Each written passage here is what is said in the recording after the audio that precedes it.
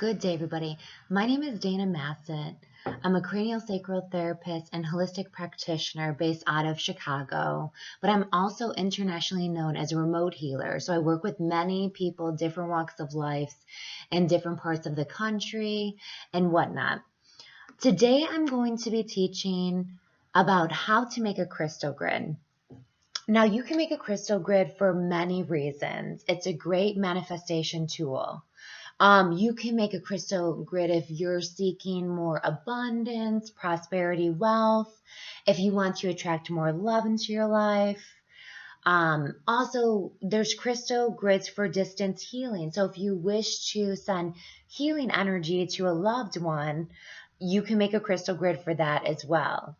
You can also make a crystal grid for protection.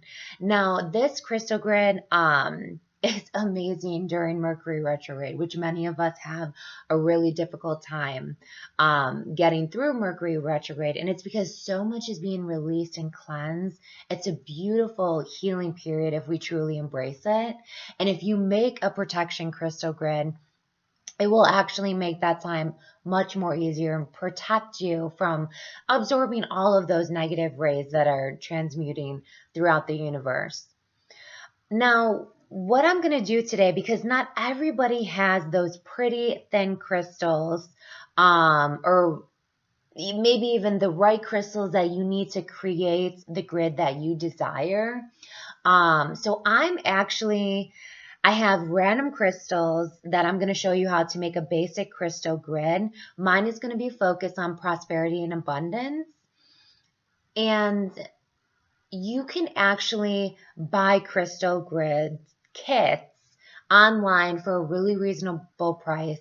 And if you have a local crystal shop, typically the small crystals that you need for a crystal grid, you can use any size, but sometimes it's easier creating the intricate crystal grid that you want by getting the small crystals. You can usually get those at a shop for like under $1 a piece, but the crystal grids are so easy. You get the kit, everything's in there. It's a great starter kit, and then you can branch off from that. So when you do a crystal grid on abundance, prosperity, and wealth, it's so simple. You really pick crystals that are golden color and green in color. So golden color is almost like an orange color. So citrine is really good. And then green color, aventurine, jade, and I know I'm forgetting one. Amethyst is actually a really good one for wealth and prosperity and abundance as well. So I am going to shift down here so you can see. Now, people build crystal grids with no mandalas. I like to use a mandala. It's a great structure to build your crystal grid upon, but also there's healing energy connected to sacred geometry, which I could go in, but this would make the video like an hour long. So I have the Flower of Life mandala, and what you want to start off with is your crystal point. Typically, you want to use a quartz crystal point. Now, what's the crystal point? That is pointed upward, and that is sending, once you're done creating your crystal grid, that is sending all the energy upward into the universe. Excuse me. So even when you are not thinking of your intention 24/7, this is doing it for you. This is sending your intention up to the universe. Okay, so I'm going to put the jade crystals all around the circle, and I'm actually going to work my way in, but you can do anything you want. This is raw jade. It doesn't matter if, this is a polished stone. That's the difference. Like this is raw. It almost looks like a rock versus a crystal. This is polished. Now again, I'm going to be working different crystals into this mix. And I might even move them around once I get them situated. I love my Merkaba. So anytime I can include this. This is an amazing stone that I actually use with my clients in their sessions to put on the third eye. It really wakes up your intuition and your gifts and connects you to source. So I'm actually going to put that on my crystal grid. Now, connecting points. Now, you would actually be okay if you stopped right here.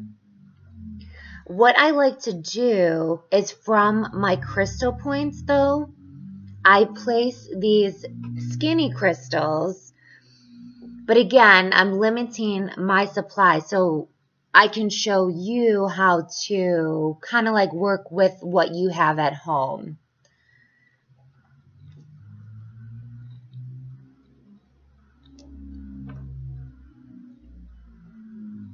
This is kyanite, which is a great intuitive stone. And then this stone I love. It really helps connect you with the angels. And I love putting this in my crystal grids as a point from the quartz to the jade. Okay.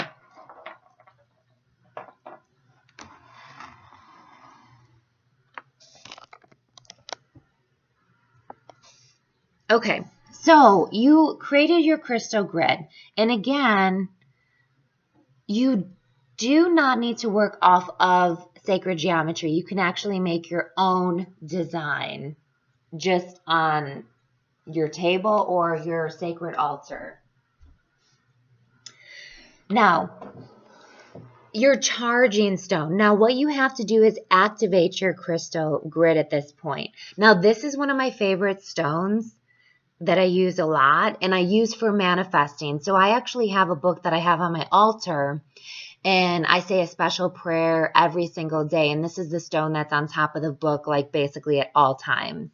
It's a great manifesting stone. So what I do to activate my crystal grid is I go like this. This is how I start. Now what I'm doing is in my head, I'm speaking my intention to the universe. Now in a clockwise circular motion, I go through kind of like the circles of crystals that you can see. So the first circle first, and I'm still saying my intention. And now I'm going to go out on the outer realm.